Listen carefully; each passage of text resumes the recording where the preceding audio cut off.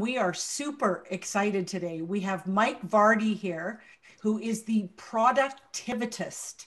He is a very successful, wise man when it comes to time management and everything that goes with it.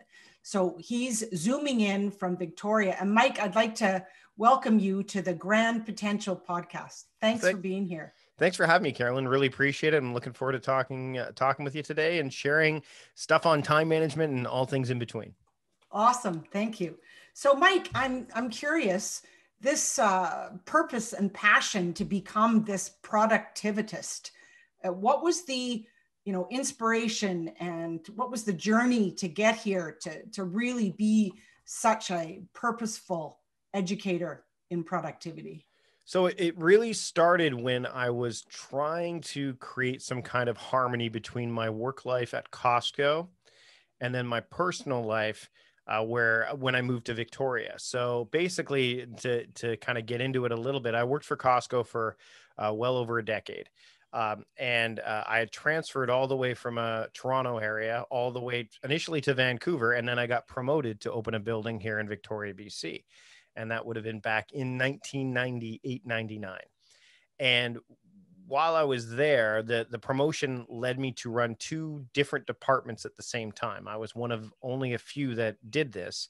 And they were very specialized departments. They were the ancillary departments. And if you've ever been to a Costco, you know that there's the food court area, which is where you can get the hot dog and soda, right? And then there's the service deli area where you can get the rotisserie chicken. Now, these may seem like, oh, well, they both serve food, but they're very fundamentally different departments in that one is front facing customer service, very reactive, right? Like let me rephrase that. Not many people go into Costco just to get the hot dog and soda pop. There are plenty that do, but there's not, I mean, it's not like you're going to prepare hundreds of hot dogs in advance. You have to be, it's very reactionary. Right. Whereas the service deli is very proactive. You have 3 to 5 days of shelf life on product. You don't want to waste too much. So there was both this merchandising manufacturing area as well as this customer service area. So I'm trying to balance both of these. Plus, I'm new to the city. I'm trying to date. I'm trying to meet people. I'm trying to get to know Victoria. And over time, I'm doing all of these things. I meet my future wife. We start to plan having a family. My wife gets pregnant. And so I'm trying to make all these things happen. Plus, one of my colleagues who happened to move with me from Vancouver to Victoria has introduced me to an improv group in Victoria. And I want to get back into doing comedy, which is what I did when I was in high school. So awesome. All of these balls are in the air. And I'm like, how do I make these things work? How do I bring my best to all of these? And so I started to study the work of Stephen Covey, and Tony Robbins had a program out called The Time of Your Life. And I was looking at all of these different productivity practices. And this is at the dawn of the internet, when productivity was starting to, you started to see sites pop up that talked about it. And I just dove right in. I'm the kind of person that gets, like you said, very purposeful and passionate about it. And what happened was productivity didn't become a means for me to accomplish all these things. It very much became something else I became passionate about. And ultimately, I ended up leaving Costco. First, I stepped down from managerial roles to a part-time role. In fact, the last job I had at Costco was one of the people at the front door that was welcoming people or saying goodbye to them. Like I was either clicking the clicker or highlighting the receipts. And that was the last job I had before I left there. And I started to build this productivity persona online, initially as a comedy bit. I was doing this Stephen Colbert-esque take on productivity. My name was Mike Vardy, which is my name, but I was the eventual productivity expert. So I studied what was called eventualism, and it was all about getting things done eventually. And it was kind of like how Stephen Colbert pretended to be right-leaning, but was really pointing out the hypocrisy of that. Mm-hmm. And I was doing the same, because at this point in time, they had a lot of what they would call productivity porn on the internet. Things like, hey, I just wrote a piece about it not too long ago that I reposted it, reworked it, called "What the Bleep Happened to Life Hacker." And like articles like how to make the bun on your burger not go soggy. Well, place lettuce below the beef, and that's a life hack. Is it a life hack? Like, why do we have to? So that it was ripe for that. In fact, there's a guy that does this now named JP Sears who has really dove into it. But this is well before him. Well, what happened was I ended up starting a podcast. And this was back again, this would have been probably 2005, 2006. Like that's when I Wow. was starting to do this. And it was a comedy podcast. And I ended up just reaching out. I remember reading Tim Ferriss's The 4-Hour Work Week, and I started reaching out to people who were well beyond my grasp. But Tim talks about that in the book. So I reached out to Seth Godin, and he said yes. And then I reached out to Jonathan Colton, who was a musician that I was following, and he said yes. And then I reached out to David Allen, and he said yes. And so there was other people as well. And when I interviewed David Allen, at the end of the interview, his people contacted me and they said, hey, you know a lot about this stuff. Like in order to satirize and parody it, you must know a lot about it. So we'd like you to start writing for the Getting Things Done blog, but don't make fun of us. Like make it entertaining and fun, but don't make fun of us. I'm like, sure. So if you go to the GTD Times, which is their blog, you can still see those are some of the first blog posts I wrote that were serious, or at least more serious in nature. And so what happened is I became the very thing that I was parodying. I went from being this eventual productivity expert, this satirist, to becoming a productivityist, to becoming this productivity expert. And eventually I stopped doing the comedy stuff. I still get to perform. I still get to do things like this, which is what I really wanted to do. But instead of me doing it for beer and nachos at pubs, I get to do it online with you. And, you know, I get to speak in front of hundreds of people. I have a podcast now that has been downloaded over 5 million times and it's one of many that I've done over the years. I've written books, and all because I decided that I wanted to find a different way of operating so I could bring the best of myself to as much of my life as possible. So I went from being this enthusiast to a specialist, and now I'm more of a strategist, which is where the term productivityist came from. Cool. And you're an expert too. Well, if someone says it, then I am. I'm not. I guess I'm a typical Canadian in that I'm like, well, I won't say I'm an expert, but if somebody else says it, then that's fine. Yeah, it's exactly. Actually real quick. There was an ad for Skillshare on LinkedIn not too long ago because I did a massive webinar for Skillshare. And there was a comment, and it was a rather disparaging one against Skillshare. But the person who made the comment goes, instead of hiring celebrities to do your webinars, why don't you do this instead? And I texted a few of my friends. I'm like, so just to be clear, I'm a celebrity now, and I expect to be treated as such. So until someone says it, yeah, I won't say it. But if someone says, I'm like, sure. All right, fine. If you want to say that, then sure. I'm an expert. I'm a whatever. But for me, it's more about, I think my aim with productivity and time management is to humanize it, is to make it accessible, is to make it understand that, you know, productivity isn't productivity. It isn't about being more efficient and effective on its face. Those are byproducts. You have to have grace with it. I mean, before we jumped on the call today recording, you know, there were some conversations around like, you know, oh, well, I need to get better at this. We all talk about it. I do too. I mean, we need to have some grace and some empathy towards ourselves. And a lot of the productivity practices out there that we read online, a lot of the articles, they forget that we're humans and not machines. And that's one of the things that I try to bring to the table with my work. Well, you really do. And I love how you connect with your audiences, with your email communications, with everything that you communicate with. It really makes it presented in a way that it is human, that you know, I could do that. Thank you. And that is me. And it just brings it down a level, like you said, to understand it, and also support people to be curious about it and be able to take that follow through.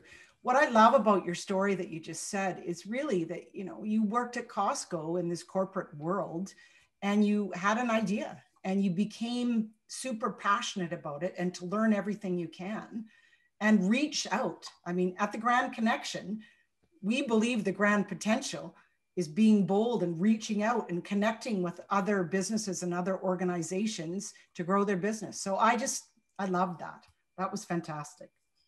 So my next question is, during this pandemic, it's been extremely challenging for all of us in our relationships, in our business, in our position, in the way we run our business, in our company model. I'm just curious, has there been a big shift for you within your business, protocol, practices, ways of doing things, you know, in the last 8 months? I would say that for the most part, it's stayed fairly consistent because I've always been the person that wants to help the person that works for the person that's paying like for massive productivity coaching. My ideal, I mean, you hear about find your avatar, you know, who's your ideal customer. Um, I've done that exercise time and time again to the point where when I hear someone say, who's your ideal customer, who's your avatar? I'm like, oh, do I have to do that exercise again? Like it just becomes this thing. What I've recognized is that my template is me. I'm a middle class knowledge worker. You know, I've got a family, I've got a wife, you know, I've got my son who's 10, my daughter who's 15 going on 21. You know, I have that. And I live in the real world where I don't have people doing all these things for me. And we do keep an eye on our finances. And, you know, we are kind of, especially in the midst of the pandemic. I mean, we're lucky, you know, to live in Canada in that respect, because we're not, you know, I mean, we, you know, and I can speak again, hopefully for most Canadians in that it's like we're generally being taken care of in a lot of ways that maybe others aren't getting taken care of. So I think the one thing that has changed though is it's almost like the stages of grief are going on during this pandemic. I was talking to somebody about this. It's like, you know, the different stages, like there's denial, then there's acceptance. And I can't think of the others right now, but I think that, yeah, I think right now we're still in that, like everyone's in their own different phases of it. I think more people are in the acceptance phase now than there were before. And that's when I saw people saying, you know what, I do need help with this. I'm remote working now and I don't see this changing anytime soon. Or my business, my colleagues, my superiors have said, guess what? We are now working from home more often because we've seen the bottom line.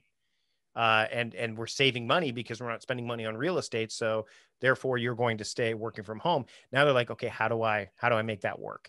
So that's happened. But by and large, I think for me, the biggest thing that I've had to do personally is just make sure that those boundaries that I have for both my personal and professional space are still held fairly tightly. Right. So when the kids were home now, I mean, they're back in school now, but when they were home, we had to be very clear about, okay, this is when dad works and this is when dad doesn't work. Now I had a lot more fluidity when they weren't here. Right. But when they're at home and my study is right next to the rec room where my son is playing Xbox, you know, and if we were doing this right now and he was on, I would have to say, hey, you know what? You need to not be loud. Whereas before I could schedule things outside of that so I wouldn't have to worry about that. And so my concern is, how does that affect my kids, my family? How does my business affect them? And then make them understand that we're all in this together. And I think I've taken those lessons and brought them to my clients, I mean, I have one-on-one clients that are like, my kids are, how do I do this? I'm like, well, what do the boundaries look like? How do we create some constraints? How do we create certainty in a world that is so much uncertain than it ever was, knowing full well that the world will always have some uncertainty in it, right? So my job is to help engineer certainty where there is a whole lot of uncertainty, and all the while making sure people, both myself, my family, my clients, my audience, have some grace along the way, and being okay with saying, and I don't know this, right? Like I did not know that there was a book called The Goal, which I wrote about in an email not too long ago.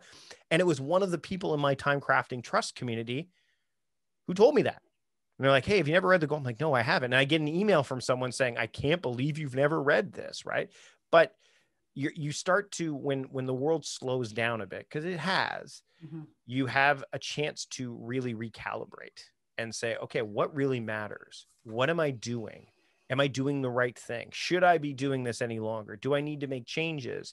And then you start to get a bit more comfortable with saying, look, I only know what I know, and that's okay. And figuring out what you actually do want to know, which is maybe I don't want to be reading the news every single day because it has an effect on my energy level, and then that has an effect on my productivity. So I think that the navigating has changed maybe, but not the overall business, just how I navigate it. And that, I guess, maybe is a testament to the fact that time crafting has been built to be simple, flexible, and durable, which is the methodology that I teach. And so I'm seeing that it is holding up against the pressure of COVID-19 and the pandemic and all the situations around it, not just now, but I think the after effects too, because this is, as much as the pandemic is, that people are like, oh, the vaccines are coming. There's going to be some other fallout from this. There's going to be, oh, you know what? We don't need to work from real estate offices in New York or Austin, Texas. Or so guess what? We're going to shut down that office. Oh my goodness, commercial real estate's going to take a hit. Like, this is not going to be something that's going to be, but we can't be afraid of it because we can't control it.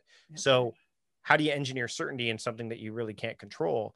Well, you can only do it where you have the most impact, which is at home and with yourself, and then as far as your reach will extend. Wow. Absolutely agree 1,000%. And there's so many people that have worked in an office that are now working at home that are feeling completely frustrated and lost and not knowing what to do and where to go and how to work on Zoom and how to network and how to be productive, how to use that time management, how to set up those boundaries. That was all absolutely fantastic. Thank you, Mike. No absolutely. problem. And Susan, did you want to ask Mike about how he creates? This is my section. Hi, Mike. So excited to see you and hear you. You know, Carolyn and I, now you started back when you were in Costco, 1998, 1999. That's close to when we were teaching at Douglas College at the time, business classes. And Carolyn and I both had kids back and forth. She had one, then I had one, she had one, then I had one. We each only had two, but it seemed like four because together. I opened the Port Coquitlam Costco. I was one of the first okay. People. So we were at your Costco learning to be organized moms. That's what we were doing. And we actually... And I was fighting the McDonald's in the parking lot because I worked in the food court, and it was like, oh, yeah, why is business not busy? Well, because McDonald's. You know, remember when ballrooms were allowed? Yeah. Ball pits. So anyways, our kids were little. We were going to do this organized book because we were so organized as moms. We knew where to get the best diapers with the best deals. We had it all figured out. We were going to write a book, but then we weren't quite organized enough to get it done. Right. So in the stage of create, how could we have gotten this book done if we were going to follow your time management principles? So I'm a big believer in, there's three core tenets of time crafting when I talk about it. So there's the idea of theming your time, which we already do to some degree, but we don't really go as deep into it as we can because there's these biases that we have, such as, oh, my days are too dynamic, or I don't have as much control over my schedule as you, and all that stuff. So that's one, and I'll get into that in a second. The second is called mode-based work. So the idea of what mode are you in, or what mode do you want to be in, and then attacking your to-do list that way. And then the final piece is the reflection piece, which is in the idea of review and journaling, which is a sort of a hybrid, which I'll touch on a little bit later if we have time.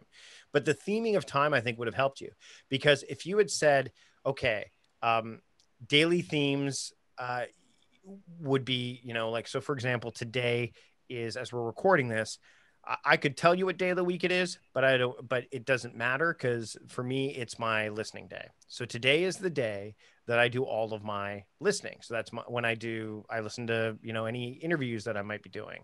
I research for any interviews I might be doing, because later on today I have a podcast interview. So I will be getting ready for that. I also do all the recording of my ads for my podcast. So like all of the podcast work generally happens on my listening day. Right. So that means what that allows me to do is it primes my brain to know that when I wake up on this day, which happens to be a Tuesday, I don't ask myself, well, what am I going to do today? Because that's a terrible open-ended question that just breeds more uncertainty. Instead, the question is, what day is it? Oh, it's Tuesday. What does Tuesday mean? Tuesday means you're going to focus on listening tasks. And then I go into my to-do list app or planner or whatever, and I look at everything that's related to listening or audio or whatever. And again, these are very personal. And then I go, okay, well, here's where I start. Now, it doesn't mean I only do podcast stuff today. It doesn't mean I only do listening tasks. It just means it has my overarching focus, which is what a theme is, right? A theme doesn't say, well, this is the only thing we do. It's an umbrella, right? Like that's what it or a bucket. So for me, I theme all 7 days of my week. Now, no one needs to do that. You could start, in fact, when I work with people, I say, start with one, and start with the one that you have the most certainty around. So whenever somebody pushes back on this and they say, oh, I can't theme my days, they're too dynamic. I'm like, okay, well, when do you do your grocery shopping? Normally on the weekends. Okay, what about laundry? Yeah, weekends. Okay, well, what about like your yard work, your gardening? Normally on the weekends. I'm like, so what you're saying is like, and then I say, like, do you go to church? Like, oh yeah, I go. So Sunday is like your day for church, right? Yeah. And but so Saturday would be a good day for you to do. Yeah, most of the stuff I do on Saturday. So what you're saying is like Saturday's kind of like a household day. Yeah, Saturday. So Saturday's household day. Yeah. Oh, like, yeah, you're already doing it. Just own it. Just because then your brain knows where to put it. And I use this example a lot. Like if my light bulb in the study here was to burn out right now, and you can't see it obviously if you're not, you can't see it even if you are watching this right now. But if it was to burn out, the only reason I would replace it now is if I did not have enough light in my study, right? But if it isn't, I look at it and go, oh, well, that's a household task. My default is to do it on my family day, which is where I put household tasks, and that would be Saturday. So that will stay burnt out until Saturday because it doesn't need, if I go to do that now, it's going to pull me in a completely different direction, right? You're grouping the tasks. Right. But I'm grouping them in a personalized way that when you theme your days, what you want to do is it's the things that you would do regularly. So my theme, that you might want to have an admin day, and they're like, well, yeah, I have a lot of work admin. Well, yeah, you also have life admin too. Like it's not just work stuff. So you want to try to make your themes as universal as possible so that when you get home from the office or when you log out of Zoom or Slack for the day, you can go, okay, well, now what do I do? Well, wait a minute, today's listening day. Oh, you know what? I'm going to listen to that new podcast that I've wanted to listen to, or I'm going to, tomorrow is my looking day. I'm going to go look at my Netflix queue and see what's in my Netflix queue. Because most people, when they go on to watch Netflix, they're just like, oh, I wonder what's on. No, I go in with purpose. Hey, let's go look at it. Let's review the Netflix queue and see if this stuff still even matters to me. I do that actually today. I can tell you on my to-do list is prune podcast subscriptions. Now I put it today. So it's I do not have that on my list. Oh my gosh. But it's a good thing to have because chances are you're going to look at podcasts and go, oh my God, I haven't listened to this. Oh, I feel so bad. Like you're going to have like those kind of emotions take hold. And I do a lot of driving back and forth. So 5 or 6 hour long drive and the podcasts go through, and how it works on my phone is it goes from the latest version of all the podcasts in there. And then I'll go along and yours is in there and I'll go good one. And then there's one I didn't want to be in there, and I'm in there, and then you can't be touching anything in the car, and I got to listen to this podcast I really didn't want to listen to while I'm on a major highway, right? Yep. Well, and that's but the same. So I should have pruned it. I should have done that. And so I have once a month a recurring task in my to-do list that happens every fourth Tuesday. Prune podcast, because my taste might change, right? So I want to make sure that now I'm listening to more audiobooks. So I might prune it even further because I'm listening to more audiobooks now. Like I'm listening to The Goal right now. And then I just finished listening to Barack Obama's 39-hour audiobook, right? So, I mean, you've got to have room, right? You've got to give yourself room to figure out what you can do when you can do it. And theming your time really helps. Now, there's another form of theming too, which I think would have been more beneficial for you to write the book. And that's called horizontal theming. So daily theming is like the day of the week. So every Thursday is my deep work day. Great. That means I'm going to do deep work, which by the way, means I don't do meetings. And we talked about this when we first started chatting. You said, well, when can you do this? I'm like, well, I don't do meetings on Thursdays. Like I didn't even have to think about it because I know I don't do meetings on Thursdays. And now, I will tell you, if Seth Godin said the only time I can record your podcast is on a Thursday, I would do it. That's an exception to the rule. So that's what I mean. You've got to have some, what did I say earlier? Simple, flexible, durable. So you've got to have some flexibility in there, right? So horizontal themes are time of day. So I use horizontal themes for things I want to do more than once per week consistently. So I have making time, I have maintaining time, and I have musing time. So that making is like, I want to write. That's normally what it is, writing. But it could be like, I'm going to write coursework. I'm going to write a blog post. So I don't want to put writing because I find that might be a little bit too narrow for me. So I call it making.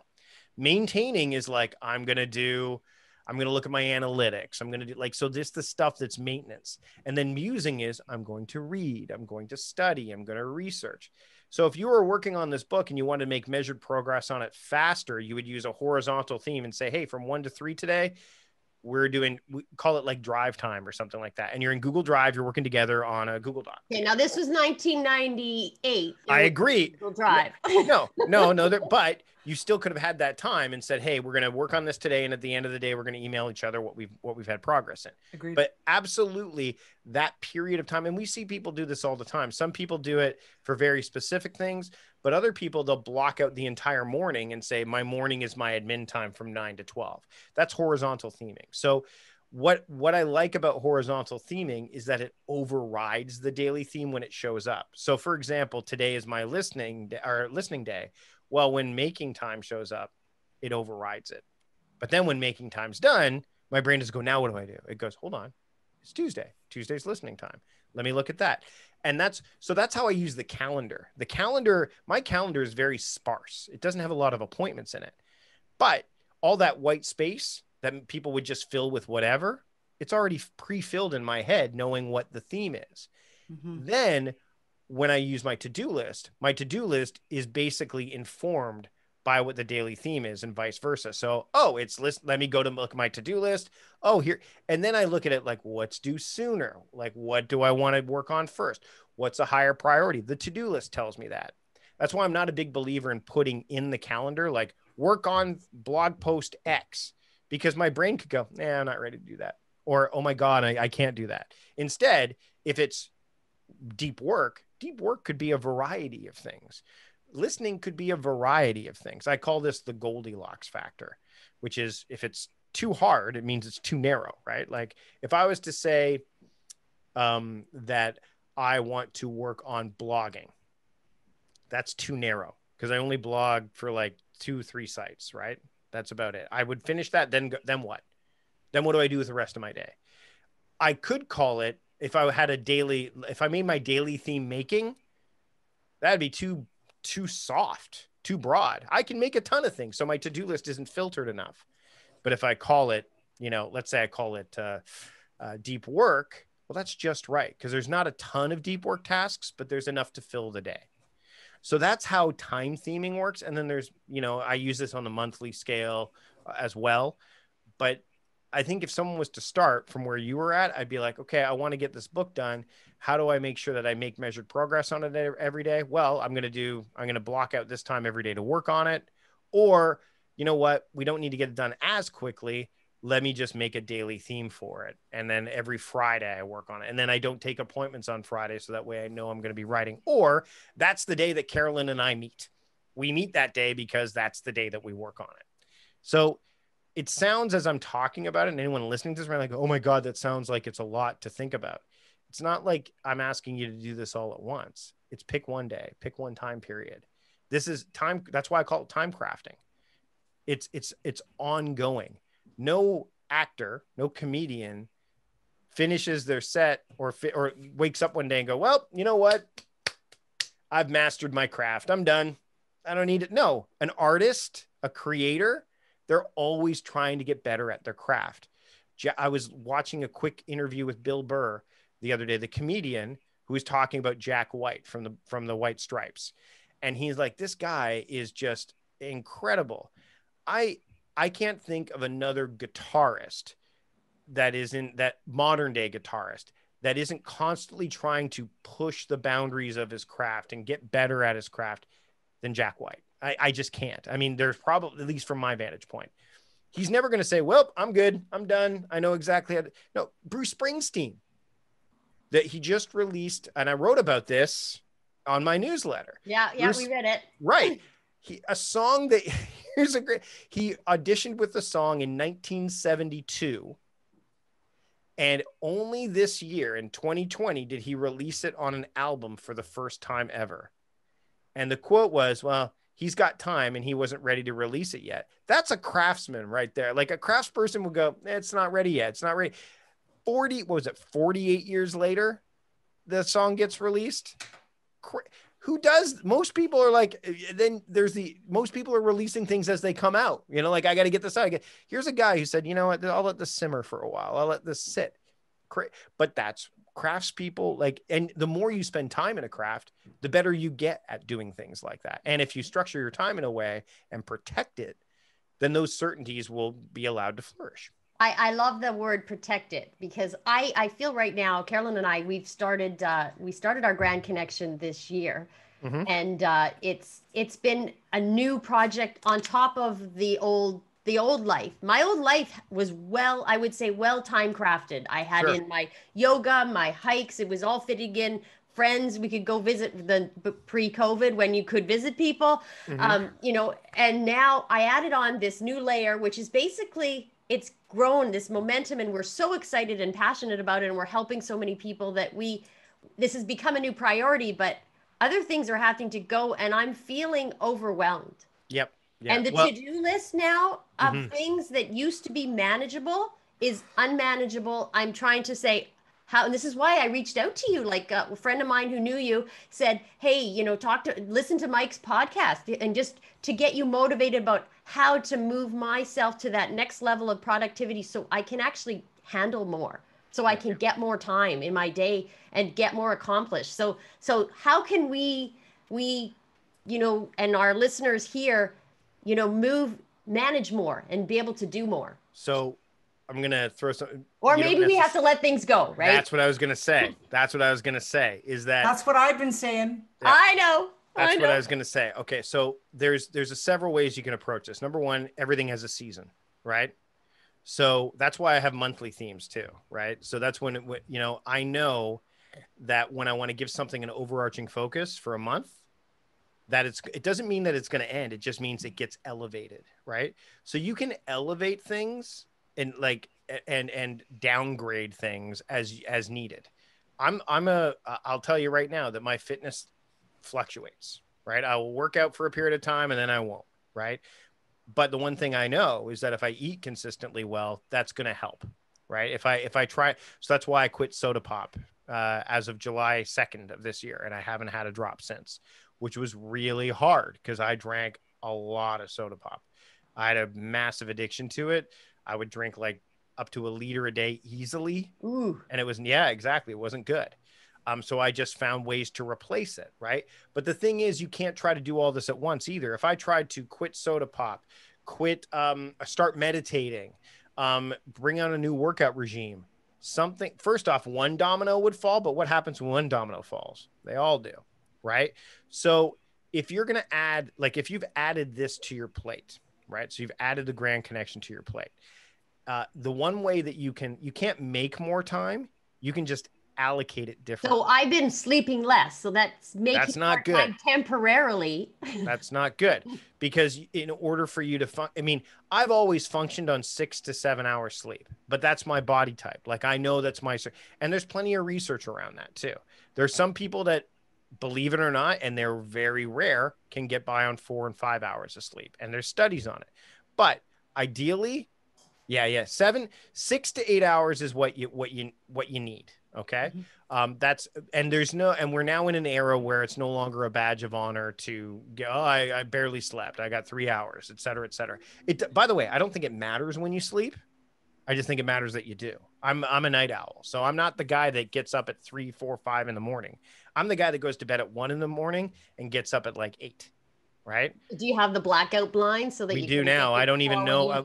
Well, I mean, I'm a heavy sleeper anyway, but with the blackout blinds, it's hard. It's actually not worked as well for me. My wife is like, "Oh, we need to get you up." Like, I don't know if it's sunny or not, which is a problem because my body naturally wakes up between 8 and 9. Like that's what it naturally does. So, but if I see it's dark, my body is starting to get tricked a little bit, but that's beside the point. The point is that if you were to say, I want to give Grand Connection my focus during this period of time every single day, and make it and schedule it.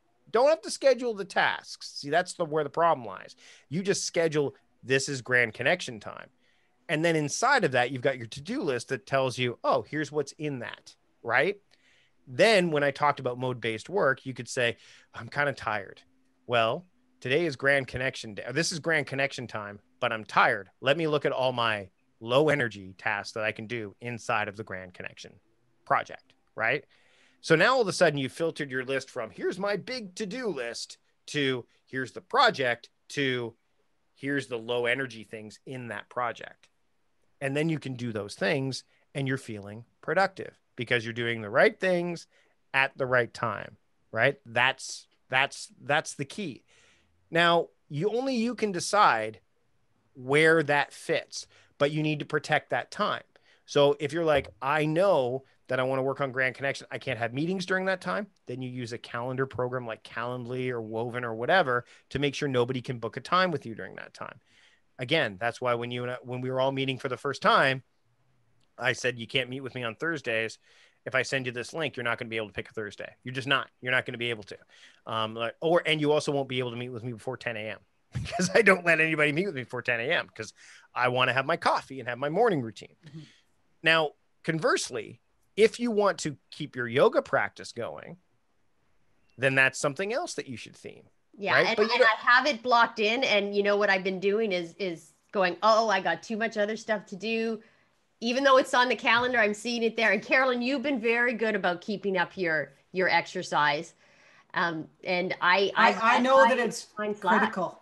Yeah. Like, well, here's the thing. It's critical for me. Like, I know that my energy, my mind, my ability to be productive, to focus, to be present, to create, to have the intention to do what I want to do only happens if I allow myself to do my yoga. So can I ask you a question, Susan?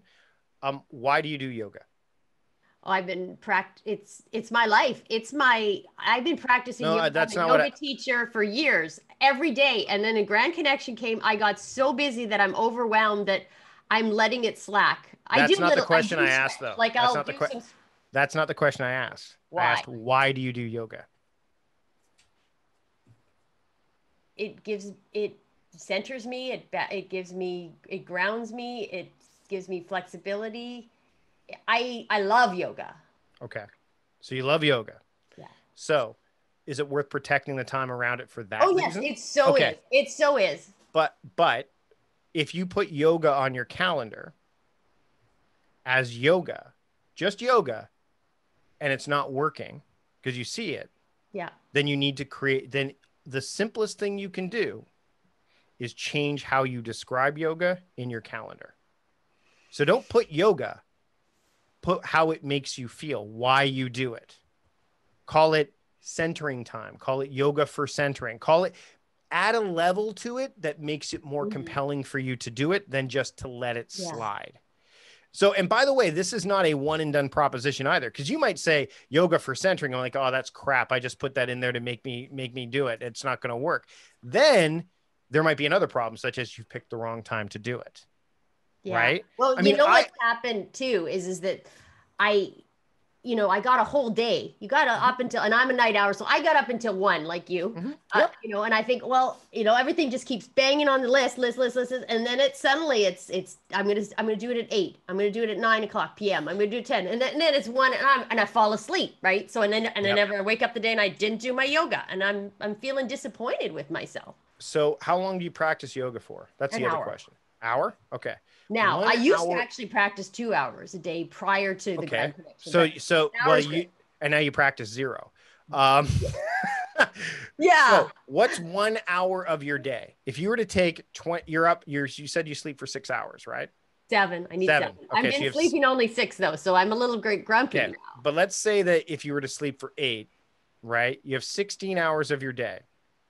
Do you have your phone in front of you right now? Yep. Yeah. Take 1 and divide it by 16.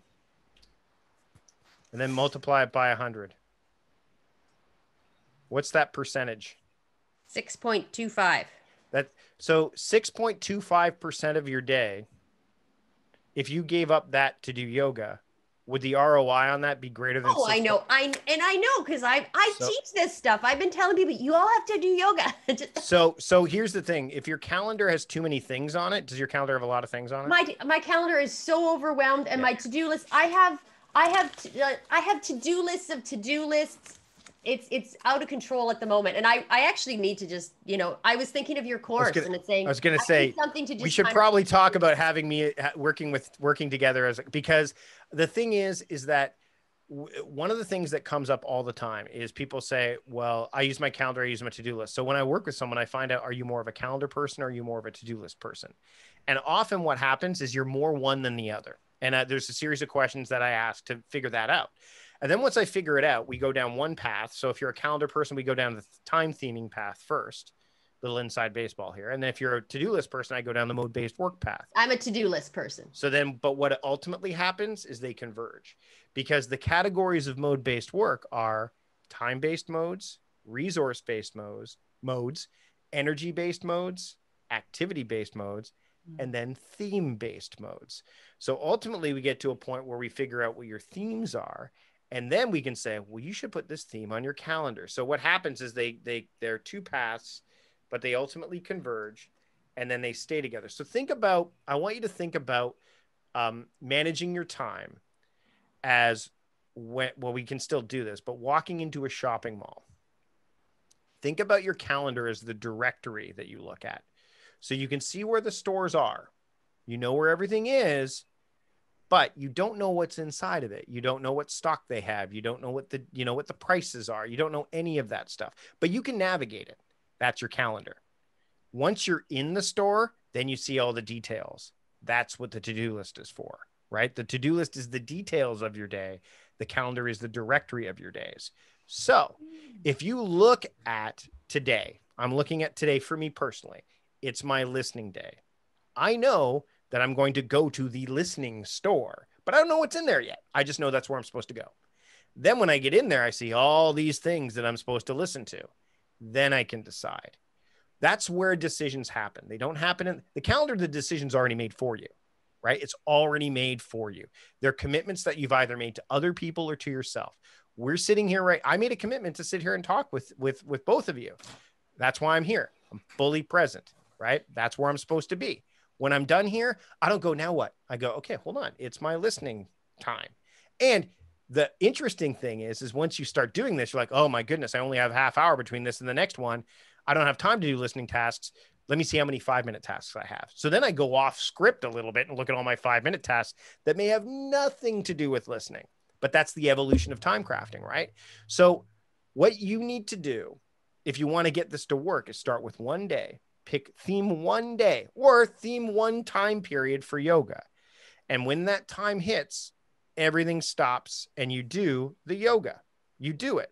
Now, for me, I don't call it yoga time. I do yoga. I actually have done DDP yoga, which is like the wrestler yoga guy, like that diamond, because I was a wrestling fan. And it was like, this makes me feel better about doing yoga. So I wasn't doing yoga. I've never even heard of that one. I'm looking it up. Go to DDP. He changed this stuff. He called day for looking things up. I guess I put that in my list of look up DDP. Yeah, study or research. I'm not going to distract myself right now. Right. So anyway, but I will always, whenever something isn't working, I always try to figure out why. That's why the journaling piece comes in. Like you should be at you want to be doing yoga, right? So it's like yoga is the thing. You've narrowed it down. For me, it's fitness. I just want to be, like you said, I love doing yoga. It centers me. For me, it's like, I want to be fit. I want to be in good shape. So it doesn't matter whether I do yoga, running, whatever. So I have a part in my calendar called movement mode. And so I will do some form of movement. Sometimes it's just going for a walk. Sometimes it's going for a run. Sometimes it's doing yoga. Sometimes Tai Chi. That's something that I'm rather interested in, right? That means I have a much broader selection of choices because sometimes my brain goes, I don't want to do run today. If I called it running mode, I wouldn't be running. If I called it like my wife and I have the Beachbody program, if I called it time to do boxing, I don't feel like boxing today. Oh, my shoulder hurts. Oh, well, then I guess I'm not going to do anything. There's two parts of our brain that screw us up and because they don't work together very well. The amygdala, which is the which is the primitive part that just wants to survive. I want to eat. I want to sleep. I just want to do the things I need. But then there's the prefrontal cortex, which is the higher reasoning, which is the one that goes, no, I want to thrive. Like this is the stuff that matters. And you're like, there's a war constantly, which is what using time crafting will help you with. Because when I wake up in the morning, if I was to say, well, what am I going to do today? Ugh. And then my prefrontal cortex goes, well, I don't know because you don't have anything that tells me what you should do. And so the primitive part goes, I know, let's go downstairs and just read the Facebook feeds and go on the news. And that's a real time waste. Check email. And and all of a sudden I look at the clock, it's like 3:00 in the afternoon. I'm like, where'd my day go? But by having a theme, the question changes, right? Which is what the primitive part of the brain goes, I just want to do what I want. Well, hold on. What's today? Today's Tuesday. What does Tuesday mean? What did you decide in advance that Tuesday meant listening? Okay, well, what are my listening tasks? Now, you'd think the war would be done then. No, no, no.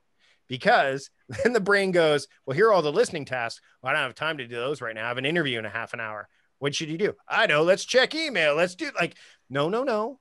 I only have 30 minutes. Well, what are my 5-minute tasks? I don't know. Well, you should, because there's a little button here that you can click and see them all. Or in the paper list, you've circled a bunch that have 5 next to it. So you know those are 5 minutes. Do those. And then eventually what happens is the primitive part of your brain goes, I'll be right back. And it regroups. It retreats and regroups and comes back with, okay, you've done those. You've done your interview. Now what? Well, it's listening. No, no, no, man. You're tired now. You're tired. You can't do those. Well, then let me see what my low energy tasks are. Oh, hold on. I'll be back later. And then you're like, okay, it's listening time, but the day's almost done. The day's almost done. Well, yeah, then you can just do whatever you want. Well, hold on. What's the monthly theme for this month? Oh, it's the planner. Let me take a look at my planner and see if there's anything I can do.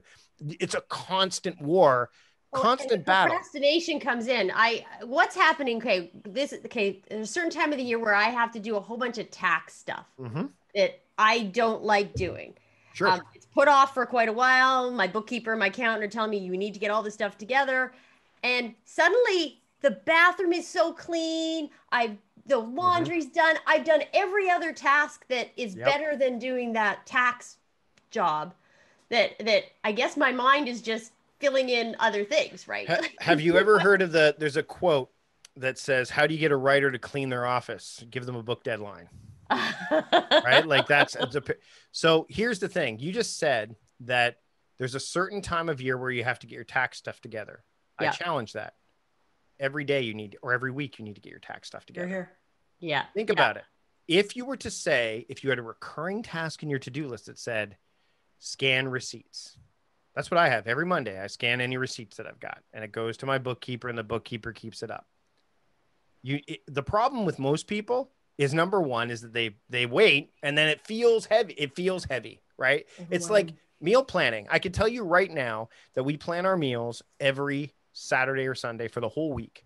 You're like, that's crazy, Mike. What if the weeks change? What if things happen? What if things change? I'm like, that's fine. Because there's this great quote by Eisenhower, who made the Eisenhower matrix, that says, when going into battle, I think it's Eisenhower. Yeah. When going into battle, I find plans to be useless, but planning to be useful. Right. So if we have a plan for our meals for the week, at least we have a default. Hey, tonight's shake and bake. I don't feel like shake and bake. Well, what's the alternative? Takes too long to come up with it. Well, no, we're just going to cook shake and bake. Whereas if we didn't think about anything, like, well, what do you want to do? I don't know. Hey, let's order in from Uber Eats or whatever, or let's go. So the same thing applies with things like taxes. So what happens is people say, well, April's tax month, so that's when I'm going to work on it. That all of a sudden you took 365 days and truncated it down to 30. Instead, what if you said spend 5 minutes a week on taxes? Well, 5 times 52, if you do some math, what is that, 260? That's 260 minutes, upwards of 260 minutes per year you spend on taxes. 260 divided by, that's 4 hours. 4 hours. Well, and also if you're doing it timely and you send those receipts, you're going to do it quicker because it's top of mind. In front of you, you got the receipts. You're not looking for missing stuff. It's done right away. Yeah, it's top of mind. You're initialing them. You're saying, oh, this. So it means what it means is, and what I've often said to people is when they're looking at their to-do list is, if the task is big, I'm like, that's probably a project, and you need to break a project down to its smallest particles. So if you were to put a task in your to-do list called work on book, it's a terrible task because your brain goes, I can't finish the book today. Because your brain doesn't know the difference. Your brain goes, like, I need to check this off. Well, I'm not going to finish the book today. So I'm going to find something I can finish. Oh, look, I can finish cleaning the fridge. I can finish emptying the dishwasher. But if you were to say, write 500 words for the book today, that's a bit more, you've heard of SMART goal. That's a bit more doable, right? Or if you just say, like, find ISBN or pay for ISBN for book. That takes like 5 minutes. You just register it online. Look at 99 designs to find cover. Like, there's so many little tasks. So that's why I say you've got to break a project down to its smallest particles. And there's some tasks I know, like as I run a programming company, that my clients, I can see them procrastinating. It's things like calling their host. because it's an area they don't feel comfortable with the hosting, and it's just this job, and they need to call to do something there and get some email validated or something, and it gets procrastinated 2 or 3 weeks, and it's a 5-minute job. So here's where energy-based modes come in. Yes. So this is when I talk about mode-based work. So calls. Let's use calls as an example. Sales calls would be something too that people. Sure. But let's just look at it like communicating. Let's look at emails and calls. So if I'm going to one client is easy peasy, no issue. It's just a quick back and forth. That's a low energy email. So I would, in my to-do list or on my paper planner, I would just put a down arrow next to it. Or if I'm using an app like Todoist or Asana, I would have a tag that says low energy, right? So I can go, okay, these are all the things I got to do when I have low energy. So, one of these is email this easy client. But for someone who's like, oh, I hate talking to the host, I don't know a lot about this stuff, I'm just going to wait. That's a high energy task because it takes a lot of bandwidth. So again, this is where knowing what your body clock is like helps too. Like, oh, I am better at the morning with the high energy tasks. Not me. I'm saying in general, some like morning people are. That's when I should call the host because I'm feeling like I've got a lot of energy. Now for you and me, Susan, it'd be like, I'm going to do this later in the day when I have high energy because in the morning I'm not functioning at that level. Right. But it's a very personal choice. So if you see except later in the day, you get the offshore people and then that's harder to get your job done. So better do it in the morning. So knowing that, but that's important to know. That's an important distinction. So then if you're like, well, energy doesn't take into account, then you label it as a 5-minute task. Look, it's only going to take you 5 minutes. But if they just put phone, well, each phone conversation has a different type of energy. I mean, one phone conversation could take 5 minutes, another could take 30. So it's important to break past these biases. And there's I challenge anybody who's listening to this to look up, there's an app called Pocket Biases, and it's Pocket. If you just Google it, you'll find it. And there are so many biases that our brain falls victim to. Recency bias. There's one that starts with a Z that I can't remember right now. Or I'll say Z for our American listeners, but there are so many. And we all think, oh, there's no way I can do this because of this, or this is why. You have to break through those. And the easiest way is to give yourself simple pathways to do it. And I can tell you with working with clients, and Susan, I think you and I should definitely have a chat to figure out how we can make this work. But once you start implementing these simple systems that have some durability to them, but also some flexibility, because I just gave you an example of it, it gives you a couple of lenses so that you don't feel trapped. It's again, it's a framework, but I've always said frameworks foster freedom. Yeah. And there's one other piece here that you were focusing on, which really works for me, is when you finish a task, when you're finished it and you have that sense of energy and accomplishment, that feels so good. I love it. Yep. I love knowing that I have completed something and that it is done. And I have my own little celebration inside myself. You get a dopamine hit. You know what I do, Carolyn? Don't tell anybody. Okay, this is a secret. I actually put a few tasks on my big long list that I've already done so I can check them off. That's not unusual. I know lots of people that do that. That's done. Oh yeah, I done. But there's a benefit to that because it closes the loop, right? It closes the loop that's up here. So that way your brain knows it's done, right? Like before we hopped on our call, I'm like, there's probably something else I could do, but on my to-do list, it says check freezer for any food that we need to defrost for tomorrow's meal.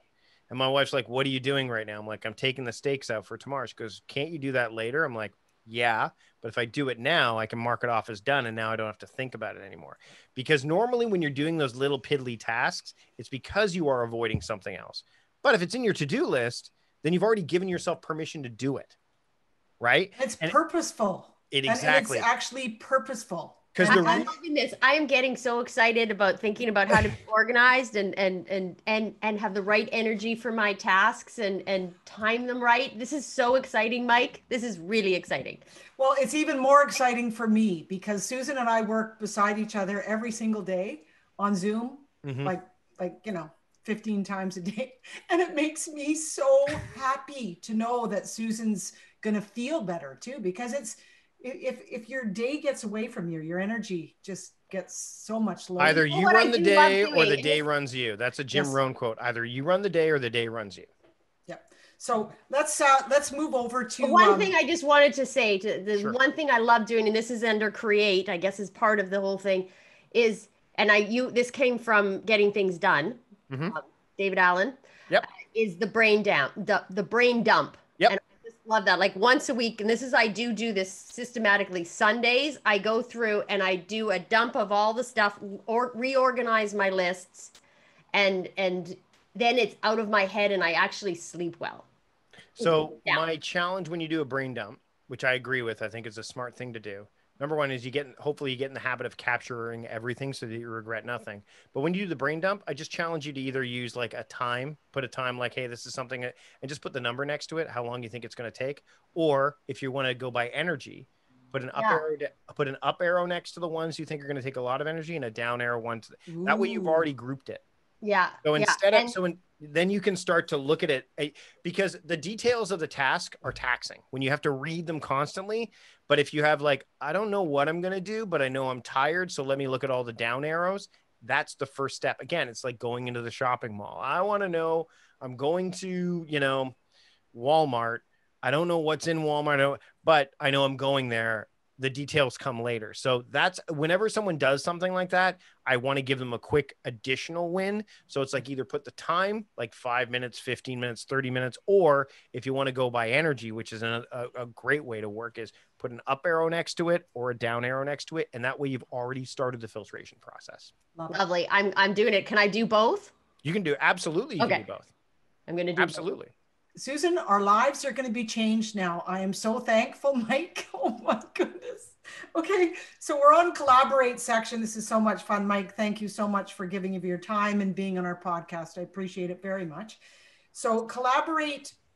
So Mike, along your process here for becoming super purposeful and passionate, you had some mentors. So can you share with us just what that was like to have that kind of mentorship or guidance and wisdom to be shared that you received? So I think that one of the things that the internet gives you is the ability to connect with people without necessarily that fear of competition. So I've worked with, David Allen is a great example. He was one of the first people that I touched base with, and it's that old adage, like, don't meet your heroes, because that wasn't the case with David Allen. We've had several conversations over the years. We actually got to meet in person at South by Southwest about, gosh, how many years ago would that be now? Six years ago, when I spoke at South by Southwest on a panel, and he spoke, and we had the ability to meet and chat. He knows I don't follow the Getting Things Done methodology now any longer. I think that there are some other, but I think most processes evolve, and we all know that most methodologies and philosophies that exist are derived from something that's existed beforehand, or there's timeless elements that fall in. For example, mode-based work, I've had people say, oh, it sounds a lot like context. I'm like, no doubt they were inspired by contexts. I said, but what I've done is made it maybe a little bit more accessible, because some people don't know what a context is and they don't know how to apply it to a to-do list, but mode to them makes a bit more sense. And plus I've put some categories in place. So he's been really beneficial. Another mentor that I didn't expect to come across over the years is Steve Dotto. So Steve is a fellow Canadian, lives in the Vancouver area. And we came across each other. He reached out to me, which is an interesting thing, is when he was doing his online or his television show back when he used to do a lot of, and if you look up Dotto Data Cafe, you will see from the 90s, his TV show on the Knowledge Network, I believe it was. And he reached out to me because he was making the shift to online business stuff. And he said, you're somebody that we have some common connections. We should get to know each other. And we became friends, and we've been friends ever since.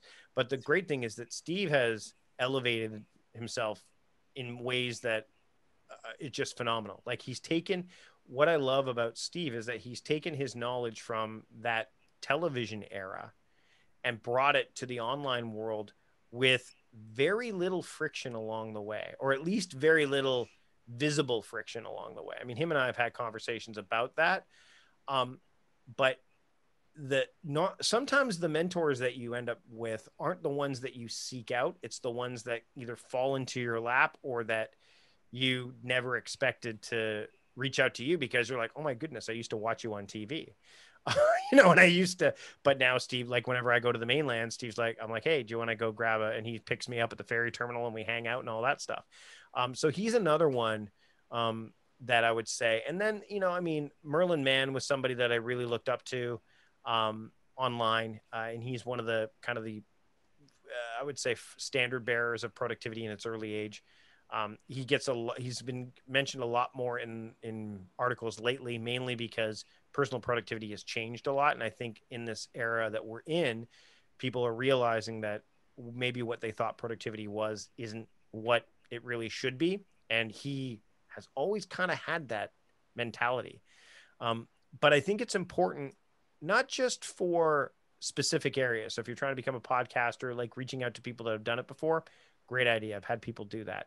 Same thing with social media. Same thing with, I had somebody ask me about how I'm able to create content around, like, how am I able to blog, like, how am I able to do it? And I said, well, my comedy background definitely helped, because as a comedian, you're always looking through things through that lens of the funny, right? Like, what's funny about this? What's different? And it just becomes the way your mind works. Well, what's happened is my brain has transferred that what's funny about this to what's time related or productivity related about this. And I mentioned this because the other day my son came into the room and he started playing with my one of my action figures in here, the Transformer that's based on the DeLorean from Back to the Future.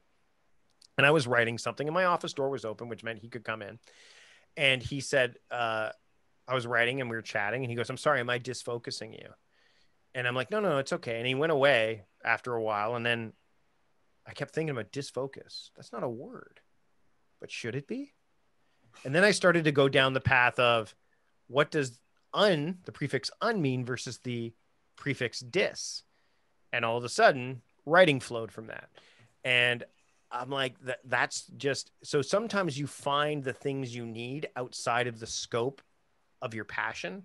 So again, the Bill Burr, Jack White interview I mentioned earlier, Bill Burr is a comedian. And he says, I love watching musicians perform because I learn a lot about how I should perform from there.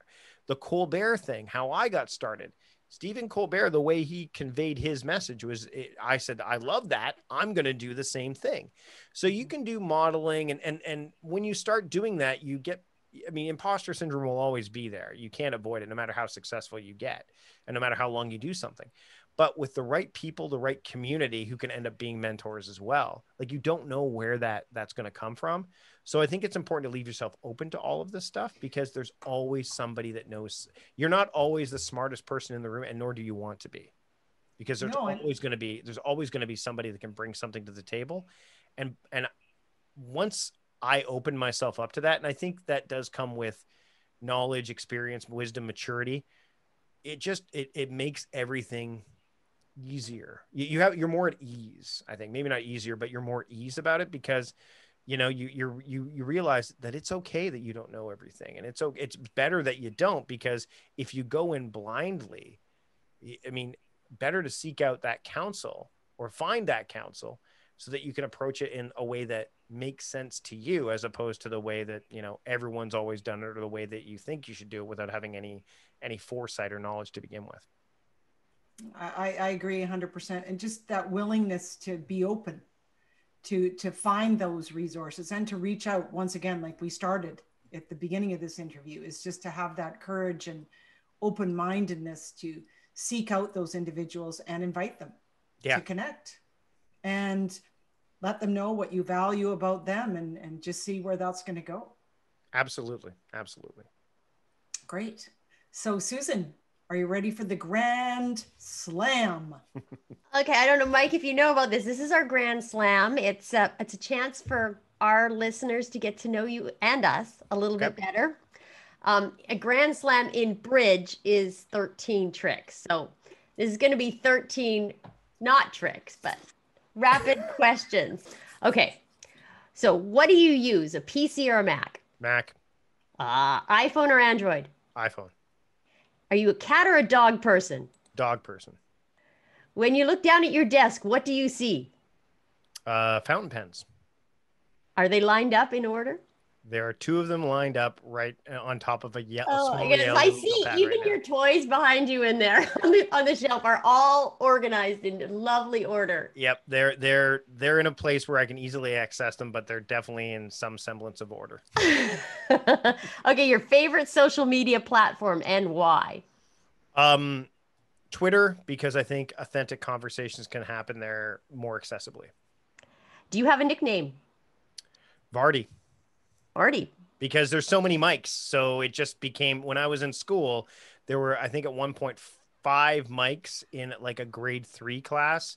And so that's how it started. And people just, I mean, actually, there's an episode of my podcast where I'm interviewing Mark and Angel Chernoff, and they always call me Vardy. And I had to tell them before, like, okay, guys, don't try not to call me Vardy.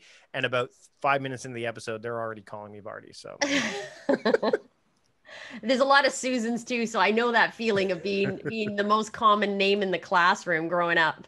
Um, Favorite food? oh, burgers. All right. This is actually I was going to switch this to favorite superhero. Well, Green Lantern. We know that. Okay, what are you drinking right now? Water. Good for you. Okay, what book are you reading right now? The Goal. Yeah, you mentioned that one. Mm-hmm. Favorite podcast? Oh boy.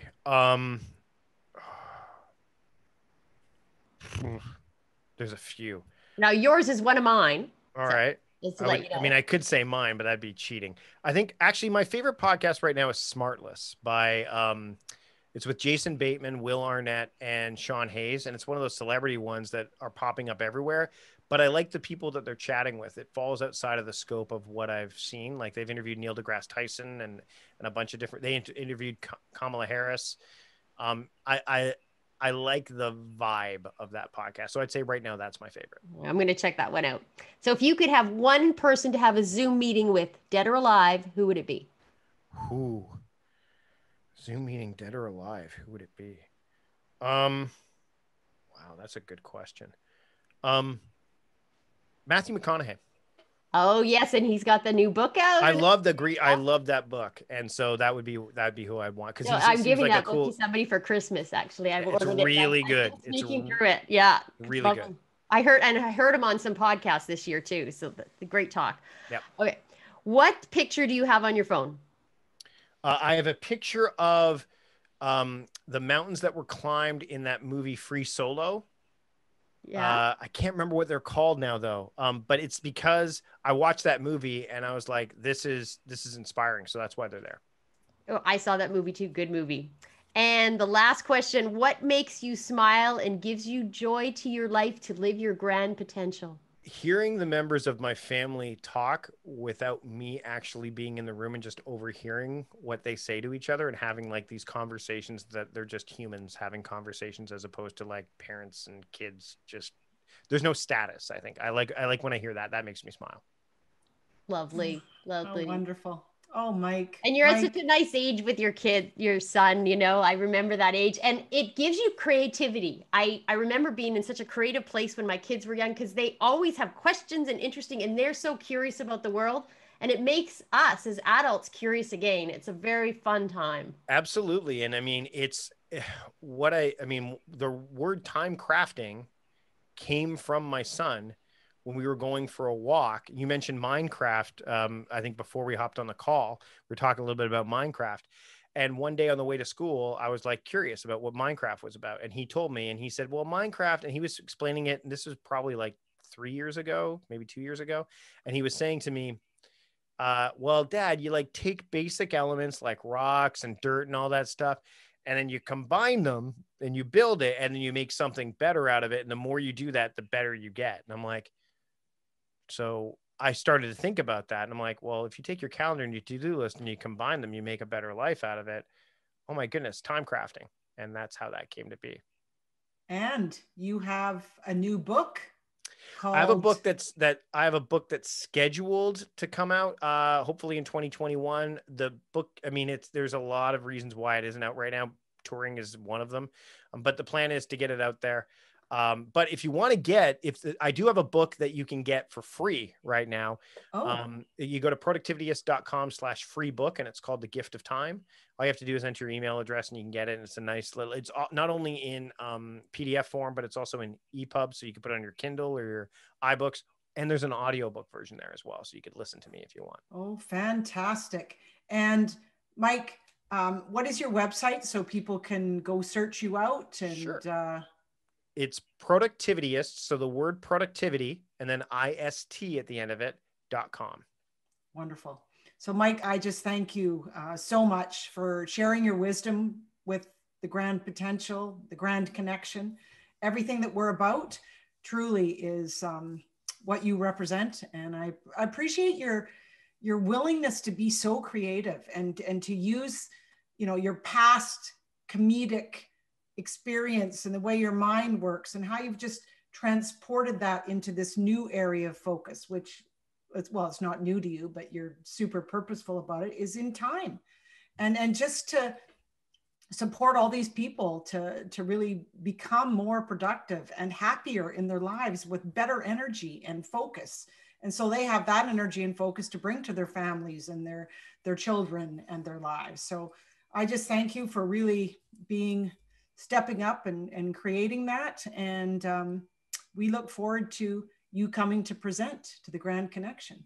I'm looking forward to it too. Thanks so much for having me. I really appreciate it. Yes, excellent. Thank you. And take good care.